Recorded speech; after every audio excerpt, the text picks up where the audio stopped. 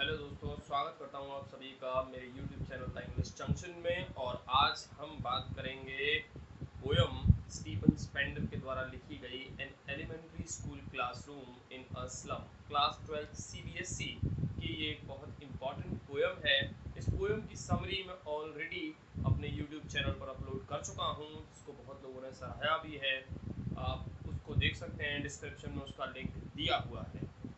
आज हम बात करेंगे इस पोयम के पहले दो स्टांजास की, क्योंकि एक वीडियो में इस पूरी की पूरी पोयम को समअप करने का मतलब होगा इस पोयम के साथ नाइंसाफ़ी करना और इसको सुपरफिशियल मैनर में ऊपरी तरीके से बता देना, जो मैं नहीं चाहता। मैं चाहता हूँ आप लोगों तक जो पहुँचे वो ओरिजिनल हो, वो एकदम इंटेक्ट हो, टू द पॉइंट हो। ठीक है, तो आइए दोस्तों शुरू करते हैं। पोयम का पहला स्टांजा कहता है, फार फार फ्रॉम गस्टी वेव्स। फार फार बहुत दूर, from gusty waves. Gusty waves होती है ब्रीज, विंड, ताज़ी हवा। ताज़ी हवा से बहुत बहुत दूर। दो बार यूज किया गया फार वर्ड, रिपीटेशन किया गया है इस पर एम्फेसिस देने के लिए। जो बच्चे जो हैं क्या कहते हैं, उन हाइजीनिक कंडीशन से और एक डेवलपमेंटल सोसाइटी और क्या कहते हैं काफ़ी जो फैसिलिटीज़ में रहते हैं उन चीज़ों से बहुत दूर हैं, उस चीज़ को क्लियर करने और उसको एम्फेसाइज करने के लिए पोइट ने यहाँ पर बोला है फार फार फ्रॉम गस्टी वेव्स, यानी उन ताज़ी हवाओं से कहीं दूर, बहुत दूर। दीज चिल्ड्रंस फेसेस, इन बच्चों के चेहरे। ये बच्चे कौन हैं? जो उस स्लम में बसे हुए उस स्कूल के क्लासरूम में पढ़ते हैं और उस स्लम एरिया में रहते हैं। उन ताज़ी हवाओं के झोंकों से, ताज़ी हवा देती है ताजगी, खुशी, हाइजीन और स्वास्थ्य। तो उन ताज़ी हवाओं के झोंकों से काफ़ी दूर, लाइक रूटलेस वीड्स, इन बच्चों के चेहरे लगते हैं जैसे रूटलेस वीड्स। वीड्स जो होती है उसको हिंदी में बोला जाता है दोस्तों खरपतवार। वो अननेसेसरी प्लांटेशन होती है, पौधे होते हैं जो खेतों के आसपास उग जाते हैं। तो यहाँ इनको रूटलेस वीड्स बोला गया है। जब कोई पौधा रूटलेस हो जाता है तो वो बेजान हो जाता है, मुरझा जाता है, मर जाता है। तो इनको कंपेयर किया गया है ऐसे ही वीड से। पहली बात तो ये वीड्स हैं यानी अननेसेसरी हैं। दूसरी बात, ये लोग क्या है?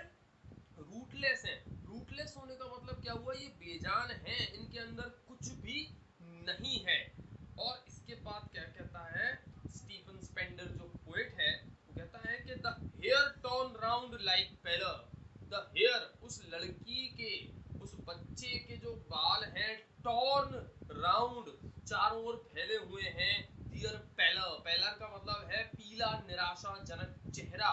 उस लड़की के, उस बच्चे के पीले निराशाजनक चेहरे के चारों तरफ उसके बाल बिखरे पड़े हैं। ये स्थिति एक इमेज तैयार करती है बच्चे की। जो बच्चा जो है वो बेजान सा लग रहा है, उसके बाल उसके चारों तरफ फैले हुए हैं, उसके चेहरे पर फैले हुए हैं। आप समझ रहे होंगे दोस्तों, एक इमेज क्रिएट होती है। आप जब रिलेट करेंगे तो उस इमेज को आसानी से अपने दिमाग में क्रिएट कर पाएंगे। आगे वो कहता है the tall girl with her weighed down head. एक लंबी सी लड़की है, द टॉल गर्ल, एक लंबी सी लड़की है, with her weighed down head. Weight यानी वजन से, बोझ से झुके हुए, हेड यानी सिर को लेकर। उस लड़की का चेहरा, उस लड़की का सिर जो है वो नीचे झुका हुआ है। सिर का नीचे झुका होना दो चीजों को एम्फेसाइज करता है, दो चीजों को स्पेसिफाई करता है। नंबर एक, मैल न्यूट्रिशन यानी कमजोरी या कुपोषण। और उसके बाद अगली चीज होती है कि हमारा चेहरा नीचे कब झुकता है? वो झुकता है निराशा में दोस्तों। तो निराशा जो है वो क्लियर, साफ दिखाई देती है इन बच्चों के चेहरों पर। द पेपर सीमिंग बॉय, आगे कहता है एक और मेटाफर, एक और एग्जांपल यूज किया गया है। द पेपर सीमिंग बॉय, एक लड़का है जो पेपर सीमिंग, पेपर होता है पतला सा, थिन, वेरी थिन। वो लड़का जो है उसको कंपेयर किया गया है पेपर से। द पेपर सीमिंग बॉय, वो कागज जैसा दिखने वाला लड़का। विद रेड्स आईज, उसकी आंखें जो है वो चूहे जैसी है, छोटी छोटी। यानी उसकी आंखों का छोटा होना क्या कहता है कि हम जो, हमारी जो बॉडी है वो, उसको पर्याप्त न्यूट्रिशन नहीं मिल रहा है, उसको पर्याप्त खाना नहीं मिल रहा है, उसको पोषण नहीं मिल रहा है, जिसकी वजह से आंखें छोटी छोटी होती चली जाती हैं, अंदर धंसती चली जाती हैं। ये स्थिति बताती है कि उन बच्चों के वास्तविक हालात जो हैं, जो रियल कंडीशन है उन बच्चों की वो क्या है। आगे वो कहता है कि वो पेपर सीमिंग बॉय जिसकी आंखें चूहे जैसी हैं, the stunted unlucky heir. Stunted का मतलब होता है STUNTED, स्टंटेड का मतलब होता है अनडेवलप्ड यानी अविकसित।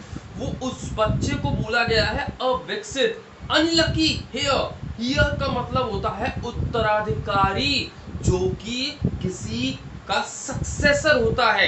इंग्लिश में बोलते हैं सक्सेसर, हिंदी में बोलते हैं उत्तराधिकारी। यहाँ पर वो अपनी पिछली जनरेशन को सक्सीड कर रहा है, उसका सक्सेसर है। तो यहाँ बताया गया है कि वो एक अनलकी हेयर यानी एक दुर्भाग्यशाली, एक ऐसा उत्तराधिकारी है जिसका भाग्य खराब है और वो अविकसित है। स्टीफन स्पेंडर ने यहाँ पर उसको अविकसित इसलिए कहा है कि वो उसका जो शरीर है उसको देखकर ये बात स्पष्ट होती है कि वो पर्याप्त रूप से विकसित ही नहीं हो पाया। उसको जो मिलना चाहिए था, जो भोजन जो पोषण उसको मिलना चाहिए था, वो उसको नहीं मिला है। तो unlucky heir of twisted bones, twisted bones यानी मुड़ी हुई हड्डियों का, ये जो हमारा पिंजरा होता है, हमारी रिब केज जिसको बोलते हैं इंग्लिश में, पसलियां जो होती हैं वो, उनको बताने के लिए यहाँ यूज किया गया है ट्विस्टेड बोन्स, उसकी हड्डियां मुड़ी हुई हैं। और दूसरा इसका यूज है उसकी जो स्पाइनल कॉर्ड है वो झुकी हुई है।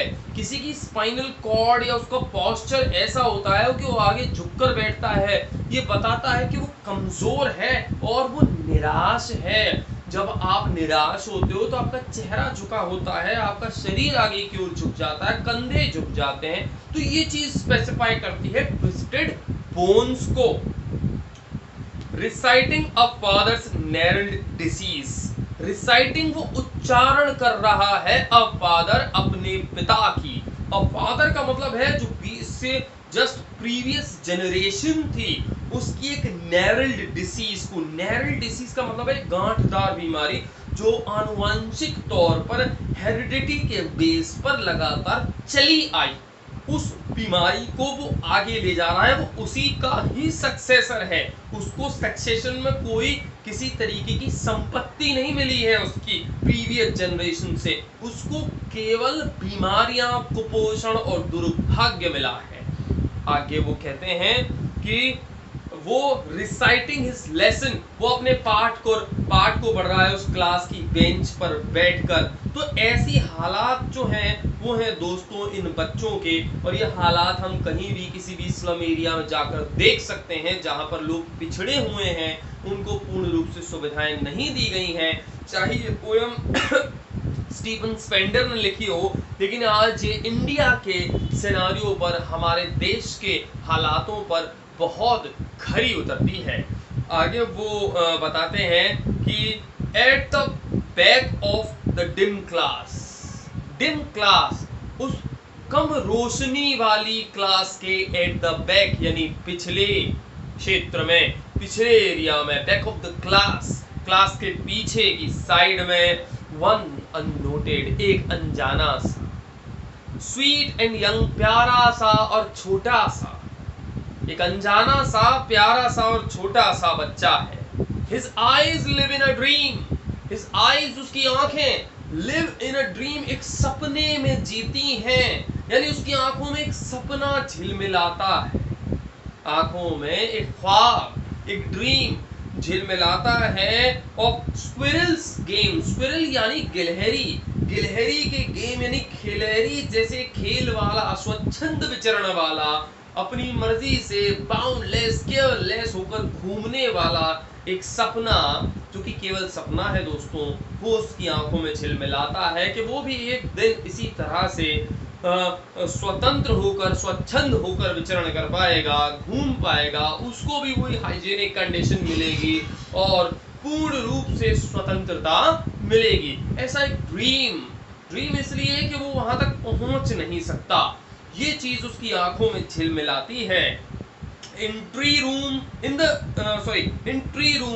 अदर देन दिस का मतलब है ये जो हालात हैं, अदर देन दिस उनकी रियलिटी के लिए आया है। आज जो हालात हैं उनके अलावा उनके होने के बावजूद उसकी आंखों में एक सपना छिलमिलाता है। और ट्री रूम जिस तरह से गिलहरी बाहर घूमती है और अपनी मर्जी से पेड़ में बने हुए अपने घर में घुस जाती है, फिर बाहर आती है, फिर चली जाती है, वो उसको कोई रोकने टोकने वाला नहीं है। तो वो सोच रहा है कि काश एक दिन मेरे साथ भी ऐसा ही होगा। तो ये था पहला स्टांजा इस पोयम का। हम बात करेंगे सेकंड स्टांजा की, दूसरे सिनारियो की। इस स्टांजा में जो लेखक है स्टीफन स्पेंडर, जो कवि है, उसने उनकी क्लासरूम को यहाँ पर चित्रित किया है, उसको पोर्ट्रे किया है। तो उसको समझने की कोशिश करिए। ऑन सार क्रीम वॉल्स, सार क्रीम यानी क्रीमिश कलर की, सार यानी डिम, थोड़ी भद्दी सी लगने वाली, उन क्रीम रंग की भद्दी सी लगने वाली वॉल्स, दीवारों पर डोनेशंस, दान में दी हुई चीजें लगी हुई हैं जो कोई दे गया, उसको जरूरत नहीं थी वो दे गया। डोनेशन यानी दान, दान में दी हुई चीजें लगी हैं। Shakespeare's head, Shakespeare in world's the most renowned dramatist जो था, हेड यानी उसके सिर की, उसके चेहरे की पोर्ट्रेट टंगी हुई है उस दीवार पर।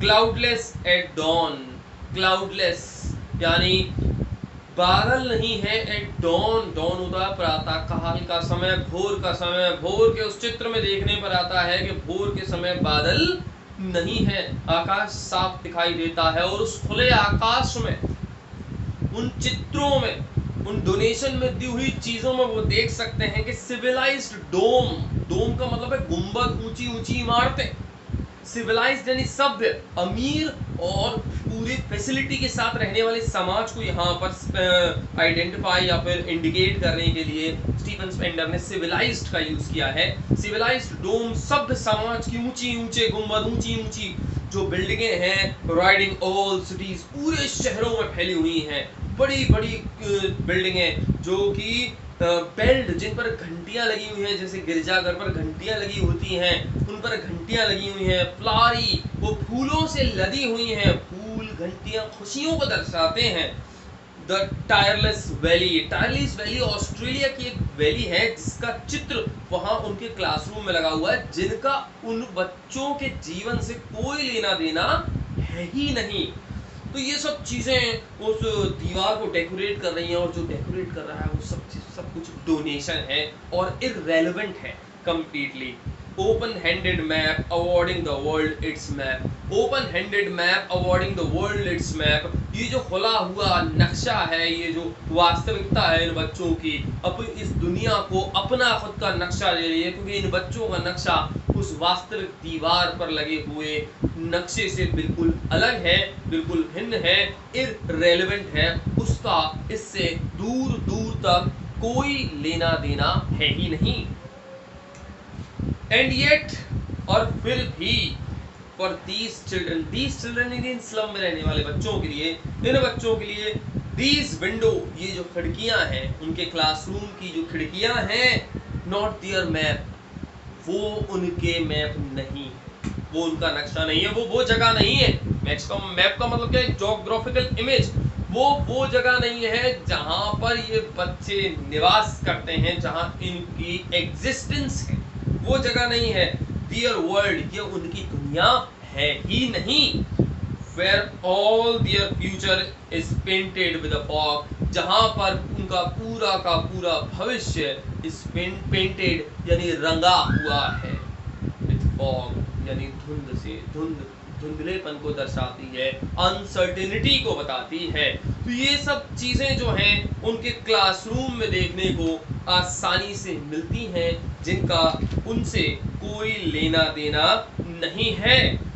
अगली दो लाइंस में, स्टांजा की आखिरी लाइंस में वो कहता है, a narrow street sealed in with a lead sky, वहां तो केवल एक सकरी सी गली है, अ नैरो स्ट्रीट, एक सकरी सी गली है, सील्ड इन, जिसने की बंद कर रखा है, with a lead sky, lead यानी धातु जो होता है उसके, स्काई यानी आकाश से, उनको तो केवल एक लेड यहाँ पर एक जैसे कह सकता हूँ सफोकेटिव वे में यूज किया गया है, सफोकेशन को और बंद करने को दर्शाने के लिए यूज किया गया है। एक नैरो स्ट्रीट है उनके सामने, वो खुला आकाश, वो खुली गलियां, वो बड़ी बड़ी बिल्डिंग्स नहीं है, उनको तो एक सकरी गली में एक धातु के नीचे बंद कर दिया गया है। Far from reverse, keeps and stars of the world, जो कि फार बहुत दूर है, फ्रॉम रिवर्स ताजी कल कल करती हुई नदियों से, and stars of the world इस दुनिया के सितारों से। केप्स का मतलब है लैंडस्केप्स जो होती है, लैंडस्केप यानी विशाल भूखंड, विशाल परिदृश्य धरती का, उस धरती से वो कोसों दूर है, क्योंकि वो तो बंद है चंद सकरी गलियों। ये दोस्तों 2 स्टांजास थे इस पोएम के, an elementary classroom of slum. इसके आगे के 2 स्टांजास मैं अपने अगले वीडियो में लाऊंगा, जिसको कि आप आसानी से मेरे यूट्यूब चैनल पर देख सकते हैं। I hope you all guys enjoyed the video and actually got the real sense of these 2 stanza from the poem, and I hope all of you are safe and inside your houses and all of you are doing well. Please अगर video अच्छा लगे then like, share and subscribe. Thank you.